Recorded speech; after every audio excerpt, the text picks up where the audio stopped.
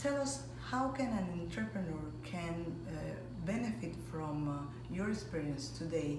And you taught us that you are a survivor, 9/11 survivor. So tell us, how could you inspire? Well, we had a unique story. I was on the New York Mercantile Exchange where the world of oil was traded. And when the exchange went down, we got a call from the White House to get it up and running, and we had to go down there the next day.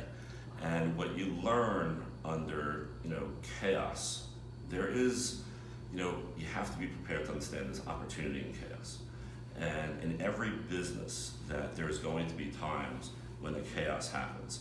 And what I teach in my lectures is that when you're the person in the room, when everybody is just freaking out, and we've all been there, right? Oh my God, the sky is falling.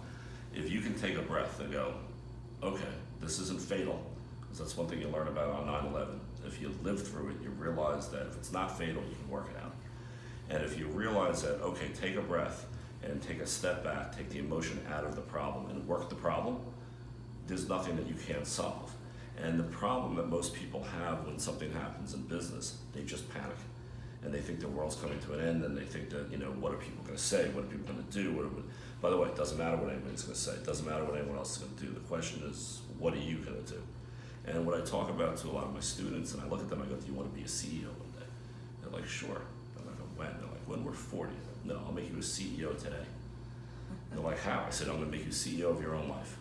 And one thing that entrepreneurs have to understand, if they start at any age, once they need to become a CEO of their own life before they can become a CEO of a business. And they have to get used to making no excuses, taking full responsibility, and realizing that it all falls on them. You can't blame anybody else. And then once you accept that, and once you realize that you will make some mistakes, making a mistake is not the worst thing in the world. Relax, work the problem, function. There's chaos, there's opportunity, and there's money to be made. This crisis makes opportunity.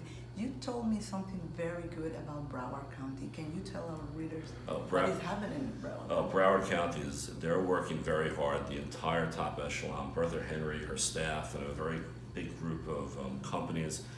Broward County in the coming years will be the jewel of South Florida. While everybody talks about Miami and West Palm for different reasons, all good reasons, I think what you're going to start seeing in Broward County is that you're going to see the next evolution of what Broward County can, and will be in the future. There's a concerted effort, as you see in this conference, to help lift everybody in Broward County, to give them more options, more concepts, more ideas, and how to not only better themselves, but better the county itself. I'm excited for it.